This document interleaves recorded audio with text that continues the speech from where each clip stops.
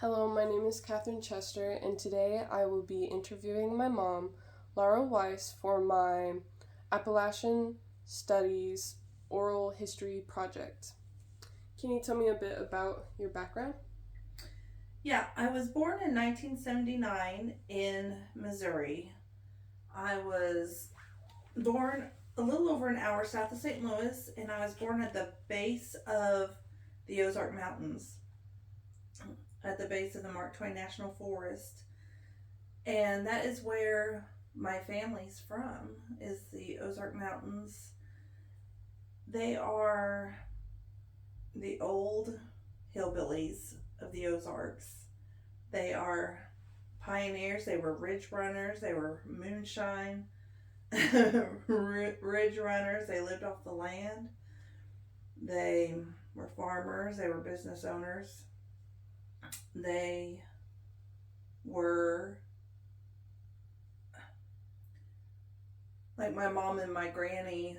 They would still make their own clothes up until the 90s. They were very, very talented quilters. They would hand quilt, they would hand sew, and then they would hand quilt. They crocheted, they canned. All these traditions were passed down generation to generation. They lived so deep into the Ozark Mountains that they would go to town once a month. When my mom was growing up, she didn't go to town to buy her own clothes until she was married at 18 years old. She went to a one room schoolhouse until fifth grade. Um, and I was born in 1979, and I lived in Missouri until I was nine, until I was 14, and I moved to Arizona when I was 14 in 1994, and I started sophomore year there. And I found my way back to Missouri when I was 23, when I was pregnant with Catherine in 2003.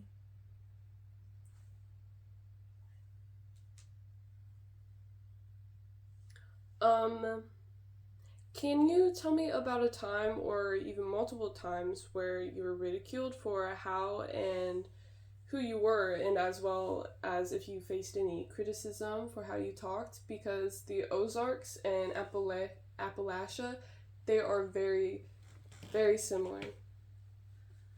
I remember whenever I left Missouri, first of all, whenever I was growing up in Missouri, I went to speech therapy from kindergarten through fourth grade. My mom always said that I didn't know how to talk. So I went to speech therapy and I was taught how to talk. Nobody could understand me at all. Um, I didn't have any medical, physical abnormalities that caused it. Um, like I said, when I was 14, I started sophomore year in Arizona. We lived on the border of Mexico, literally. It was 10 miles north. And I was a minority there. And I remember there was this one girl, we ended up being best friends in high school. But when she first met me, she thought that I was mentally retarded because I did not sound like other people. Because I didn't have a Hispanic accent, or because I didn't sound normal, or because, you know, I had a hillbilly accent. So she thought she thought I had mental challenges. But she got to know me and she found out that I did not, because she wasn't around anyone who came from such areas. So she was in culture shock from knowing me. And later, we ended up laughing about it. But then after that, I joined the military and went here and there and ran into people. I was then stationed in Wyoming, and yeah, they're Western, they're cowboy and stuff, but they're not hillbilly. And I would say stuff, and they had no idea what I was saying, because it's not just the accent, it's also your word usage, it's phrases, it's things like that. And they would just laugh, and I didn't understand what they were laughing at. And they just looked stupid to me. So they just made themselves look like a butthole. And I just would end up losing respect for them. So, and then even here, living here, I've lived here since July of 2014, which puts us, 9.5 years we've lived here. And I feel like I've adapted here quite well. I've meshed, I'll say. I've meshed Appalachian and Ozark very well. But, I'll still say stuff, my phrases and my words that people will just look at me and say, "What are you talking about? I've never heard that before." And, I guess it's not Appalachian. It's just stuff that I've always heard my family say, and they think it's silly, and like how it's going to come a big rain, and I'll say, "Oh, here comes a big toad strangler and a worm drowner." Or I'll say, with the big rain, I'll say, "Oh, it's looking goony over there, boogery." And I just, it's like there's still a different language between Ozark and Appalachia. It's still a different language, but it's still very similar. How would you say that it's very similar? Like, what are things that are very much alike, and how have you meshed very well? Was it due to the language, the values that those cultures both share? Yeah, I'd say so. In both not languages, I'll say dialects. In both dialects, you got that twang. In both dialects, you got that twang going on. And you got that, I'll call it that hospitality, that charm that goes along with that twang. Of course, Eastern Kentucky is a very thicker twang, and you can stir it with a knife, you can cut it with a knife, and dang near have to get a table saw to saw through it, depending on where you go. And the Ozarks isn't so much like that. But, there's still that hospitality, that charm, that friendliness that does not exist in other places, because there's so much people are so guarded in other places. You know, I mean, you go other places and people will bump into you and just keep walking. They'll not even speak to you. They won't even smile at you. I mean, they're just rude. Very rude. You know, whenever I was living out west for so many years, I got so used to it that whenever I did end up coming back to Missouri when I was pregnant with you, that was a lot of getting used to.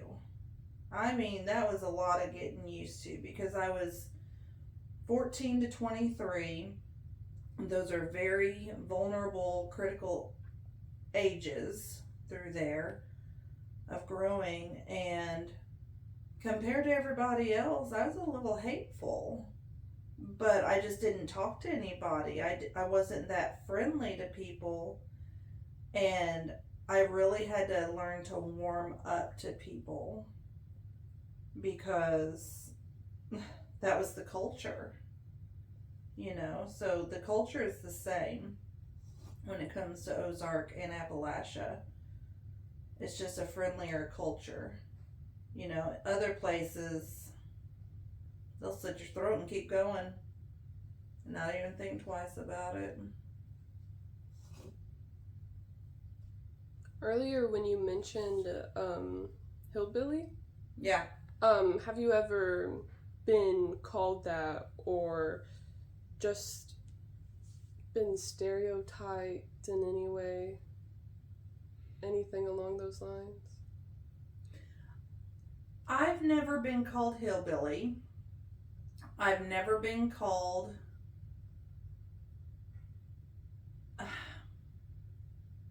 I might have been called a redneck. I've definitely been called country. I prefer pioneer. But, you know, the ones who have stereotyped me the most throughout my life are the ones who are the hillbillies, the ones who are rednecks, the ones who are country, and they have stereotyped me in a positive way. They have not stereotyped me in a negative way. So the positive way that they have stereotyped me has been very accepting. It's been in an accepting way. Because stereotyping, it's not always negative. You know, that's how society likes to promote that word in a negative way, but it could be positive too. So it's been very accepting. And going from Ozarks to Appalachia, they thought I was just one of them. You know, I mean, sometimes I would be speaking in a way where the West would come out and they would hear it. They'd say I had an accent from the West, but then I would flip that switch and turn my Ozark on and I sounded just like them. And now I've been here so long, I've been here almost 25% of my life. Definitely 20%, at least 20% of my life. And I think we're Appalachian now, baby. You've been here half your life.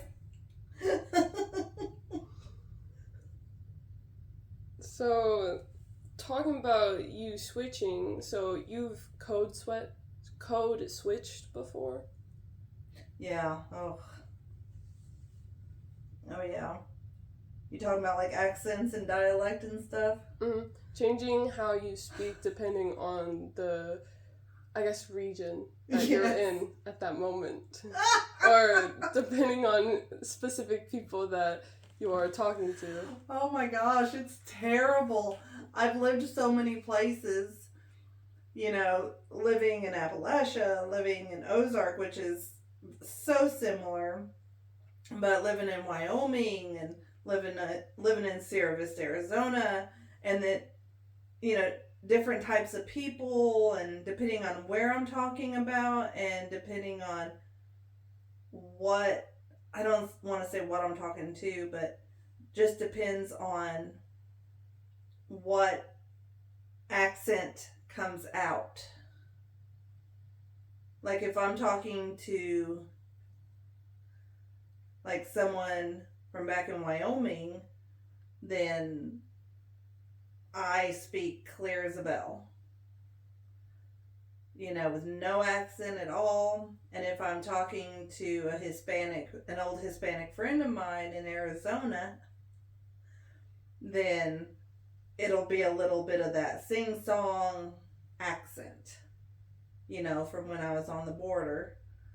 But, you know, whenever I'm in Missouri and here, it's just that old down home accent. But when we go to St. Louis, I sound like St. Louis.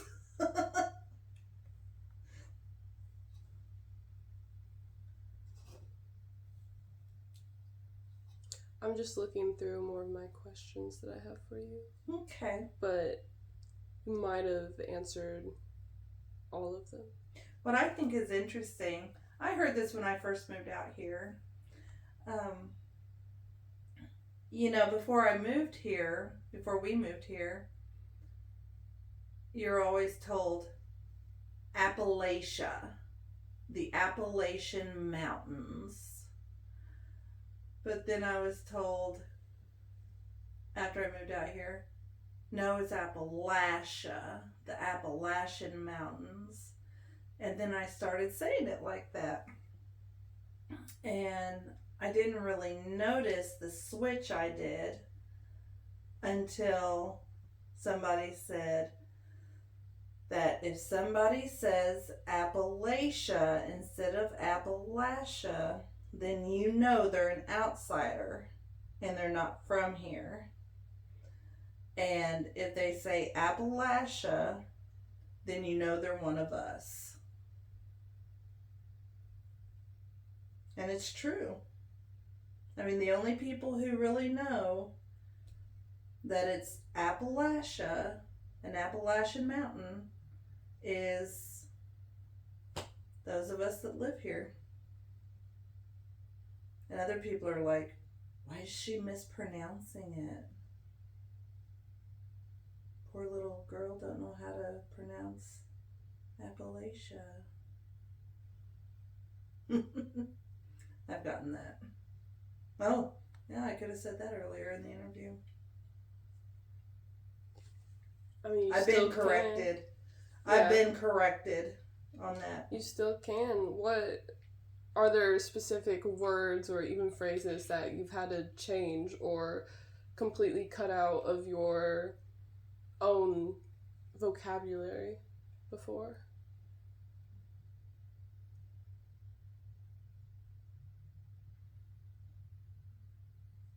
Cut out Appalachia and put in Appalachia, because here we are in Appalachia and it's pronounced Appalachia, not Appalachia. It's like whenever you have a name, like my last name Weiss, people like to say Weiss. It's not Weiss, it's Weiss. It's my name. I know how to pronounce my name. Just because other people say Weiss, does that mean it's right? No. So we're here. Appalachians say it's pronounced Appalachia, and that's how it's pronounced. Just because Webster says Appalachia doesn't make him right. It's the people who live here. And when it comes to other things that I say, I think that's all. I mean, I still say yuns. You know, there's a lot of people here that say yuns. Y-O-U-N-S. And that, whew, that's an Ozark word if I've ever heard one. And warsh. That's another word that people here are like, Warsh, where do you put the R?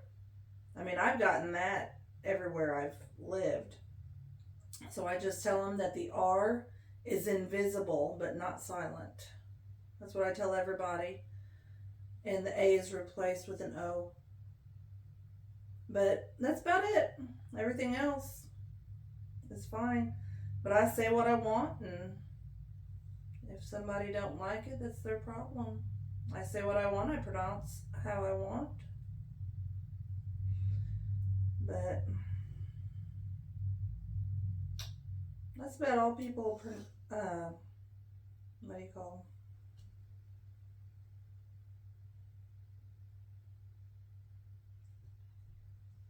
That's all people pretty much say.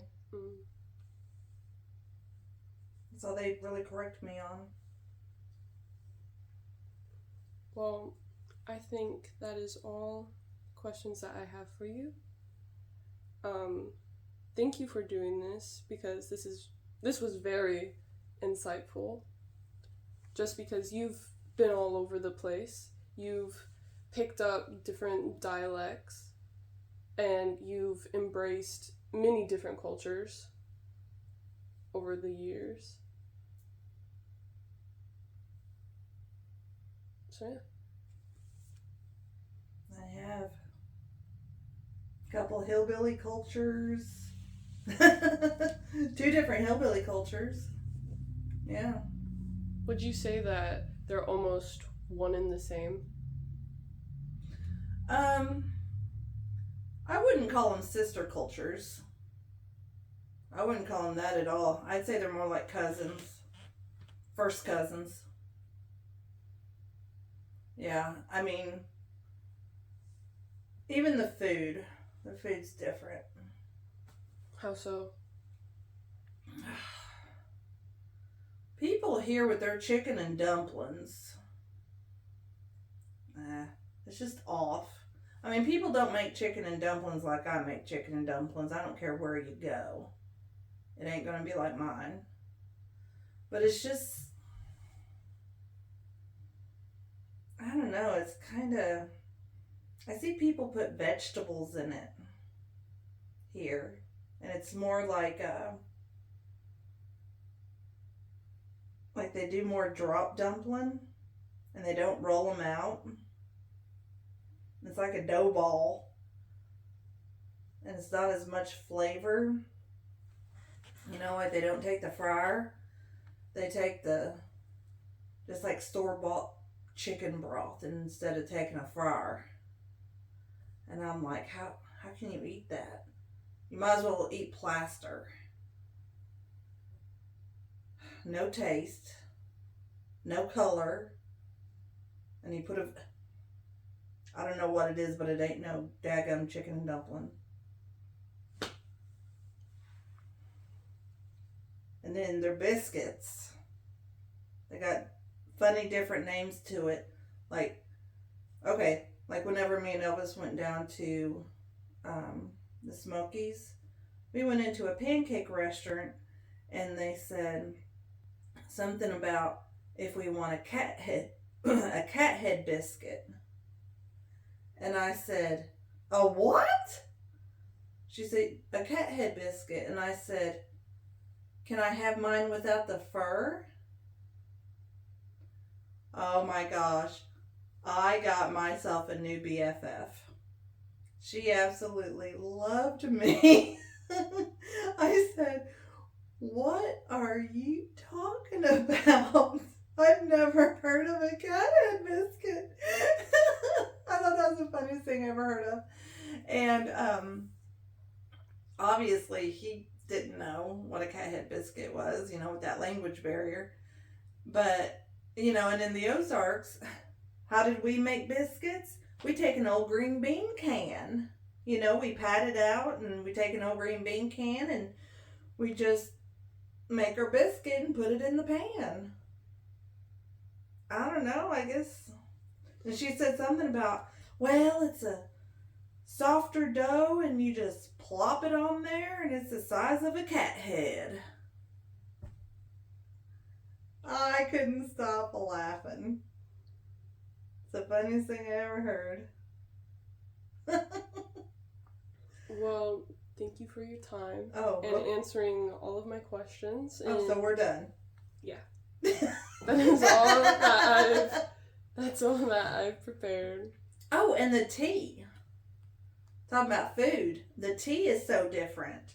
Like here, you go to a restaurant and you order tea. Like, yes, I'll have a tea. Well, they automatically assume you're talking about sweet tea. In Missouri, they're going to automatically assume you're talking about unsweet tea. Or they'll ask. But here, it's an automatic sweet tea. And that's strange. I don't know how many times I've ordered an unsweet tea and they'll give me sweet tea. And it just mind boggles me.